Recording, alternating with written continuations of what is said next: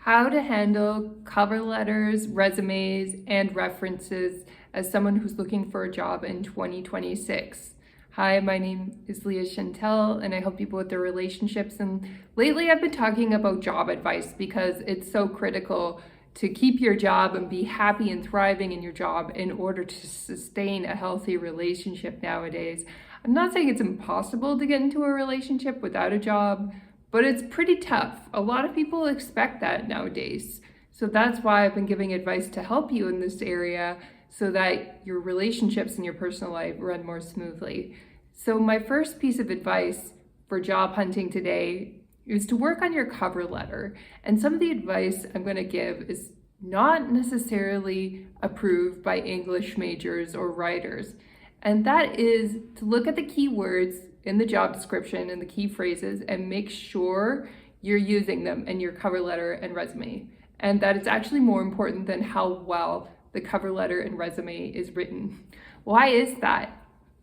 It's because when your cover letter goes into a database, this could be different if you're applying in person and you know your resume and your cover letter are not going into a database. If you know you're applying in person and the person's actually going to look at it and read it right off the bat, then go ahead and write beautiful flowery English on your cover letter and resume and write what you want and assume that they're going to get it because they're well read and literate. But if it's going into a database, so this keyword advice is specifically for databases, the cover letter and resume have to have those key phrases from the job ad included in them. Otherwise, it's just never going to pop up in the database. And if it's not perfectly written, but it comes up near the top of the database, you've got a really good chance of actually getting the job.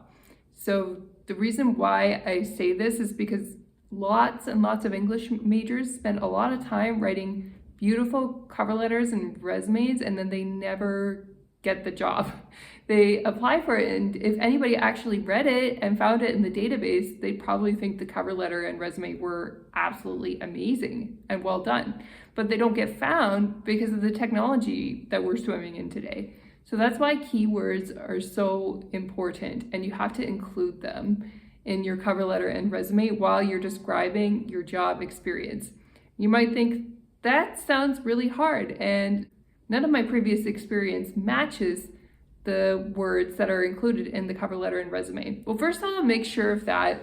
Look at a thesaurus and see if there's any common ground between your past experience and the current job. And if you're applying for something you could potentially be good at, there should be some common ground. It doesn't have to be a perfect match, but there should be a rough match between the two there.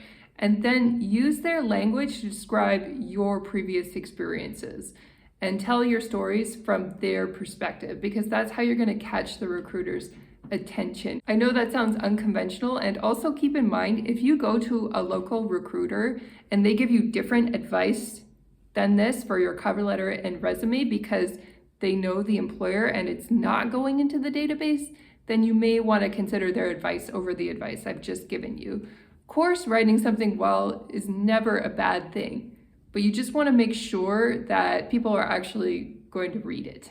My next piece of advice for cover letters and resumes are to meet the people who are hiring and listen to the way that they talk. And if you're not sure that you can meet the people who are going to hire, see if you can look up other people who are similar to them from the same organization and see if they have any public speaking or public engagements online, and watch their videos and listen to the words and key phrases that they use, because those things can come up when they're looking for a new candidate. And so not only are you going to be prepared for a potential job interview, but also you can use any key phrases in the cover letter and resume when you're doing research on that organization and formulating the cover letter and resume. Keep in mind, the most important point is to put what's in the job ad into your cover letter and resume, and the database will pick up on those keywords. If you have any flexibility to add a little bit more, adding in words and phrases from how they talk about the job description can also be helpful, and including key information about the organization And the culture also adds positive points to your cover letter and resume that will make the recruiter want to read it. The next part, when you contact your references, if you've done your research and you know how the organization thinks and how they talk, you can coach your references to say the things that you want in order to persuade the employer to hire you. If they really care about hard work, have your references speak to how hard you work. If they care about cleanliness or they care about organization, think of stories that you can feed your references that they can tell about you to the employer that's looking to talk to you. And that way you have better control over the narrative of what people are going to say about you that's going to shoo you into the job. And that really ups the chances. A big part of getting jobs that people don't realize when they've applied to hundreds of them, not only do they have to worry about the database, but also they need to prepare. A big flaw that a lot of people just don't think about when they're applying to such a high volume of jobs is they just haven't prepared enough and they don't really know about the organization they're applying to. And you don't have to know everything. You can ask questions and learn how the organization works, but you need to know enough so you don't accidentally break their rules, their culture code, their IT policies. People routinely do this when they spam cover letters and resumes and don't realize that they're actually disregarding a company's IT policies. So you want to do research on that and make sure you're following the correct steps in order to get in touch with the organization so you're not being a pain in the butt. In fact, I'm going to argue never, ever, ever just randomly email your cover letter and resume to an organization. Never do that. Unless you know the person you're emailing and they've asked you to send the cover letter and resume, or you've called the organization and you've asked them, is there a place I can send my cover letter and resume to apply for an opportunity that may come open? Enthusiasm is not the way to go here.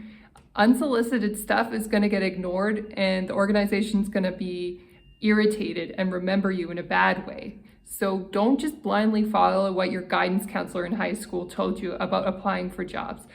Talk to the organization, understand the way that they do things, and follow their rules and procedures. Don't just randomly call and ask for jobs or spam resumes and cover letters because no one's gonna like it. But if you call people and you ask politely about what is the best way to do this, then they're a lot more likely to give you a warm reception.